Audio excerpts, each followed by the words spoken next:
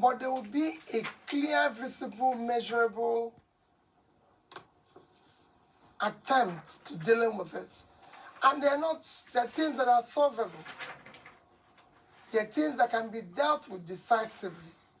But you have to have a leader that, if you look at what he's been able to do in the past, you can say yes. If indeed you do become Nigeria's next president. Nigeria, as you know, is broke. It is barely able to service its debt. It spends so much more than it earns. What are your plans? Just from a concrete perspective, what are your plans to take Nigeria's economy off of life support? Well, a variety of things. One is that you have to deal decisively with the issue of security. It's impacting negatively on your economy today. You have to deal with it head on, because you have to get your farmers to go back to farm and start ensuring that the vast land of the north are invested and cultivated on. You have to start pulling people out of poverty as quickly as possible. You have to reduce aggressively cost of governance and deal with the issue of corruption. Anyone who knows anything about Nigeria knows that it has this embarrassing reputation of, despite the fact that it is Africa's largest oil producer, it imports refined fuel. What is your plan for transforming Nigeria's economy from a consumption economy to a production economy? Let me use the issue of oil, for example. There's no reason why our refineries cannot work. There's no reason why we should not encourage private sector to build refineries and operate them. And they're not rocket science. It can be done as quickly as possible.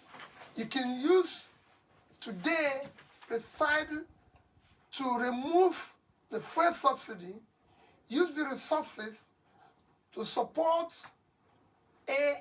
critical areas of production, from critical infrastructure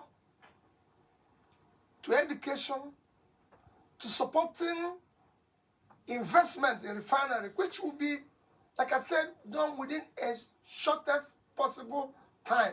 A lot of Nigerian presidents have come in and talked about revitalizing the manufacturing sector, investing in refineries, but change, as you know, has been very, very slow. Why is it going to be different with you? And what would you say were the biggest hurdles in making sure that all of the things that you've just listed come to pass? Well, what people need to do is to go and look at what I promised as a state governor when I said I'm going to turn around education, health, pull people out of poverty, bring sanity and civility in governance in Anambra State, whether that happened or not. When I said we're going to save money, did we do that? I want to talk about one of the other sort of major issues that Nigeria is grappling with right now, and that is, of course, violence and insecurity. You can barely travel from one part of Nigeria to another without fearing for your life. And I'm talking about kidnapping, I'm talking about banditry, I'm talking about terrorism, I'm talking about Boko Haram. What is your plan for that? You know, I did say that initially, that what we need to first set down is issue of security. Because unless you have security, the farmers can't go back, you can't attract investment, nobody will ever want to go to an insecure place. And you can deal with that. There's so many, you need to do a lot of work, reorganize your security architecture, ensure that there's multi-level policing. Issue of state police has to be decisively dealt with. There's so many things you need to do. You need to bring in more personnel into the security system, equip them properly, ensure that they are properly motivated to deal with the issue of security, because the need it is the most important thing Nigeria needs today. As you know, you and I are both Nigerian, we're both Igbos, we're both from southeastern Nigeria. Nigeria is a very hard country to hold together. You've got 200 million people, so many different tribes, so many different competing interests and ideas. And when you think about the fact that you're from the southeast. How easy is it going to be to rally Nigerians perhaps from the north behind you? That's got to be on your mind. That is what it was yesterday. And that's our problem.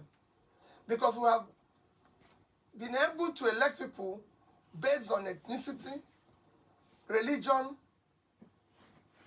my turn, connection, or one form of bias or the other, which brought us to where we are, or structure, which I always say structure of criminality. That is what we want to dismantle now and ensure that the next election is based on character, capacity, competence, commitment to do the right thing. Nigeria is now not just in a physical mess, it is at the people in the north don't have a secure place. They don't have good roads. They don't buy bread cheaper than people in the south. So is the people in the south. So all you hear about the ethnicity, religion, connection, my turn, is any conspiracy to keep Nigeria underdeveloped. But now we've reached the edge. We can no longer continue this way. Mr. Obi, thank you so much for joining us on the program. Thank you for having me. Thank you.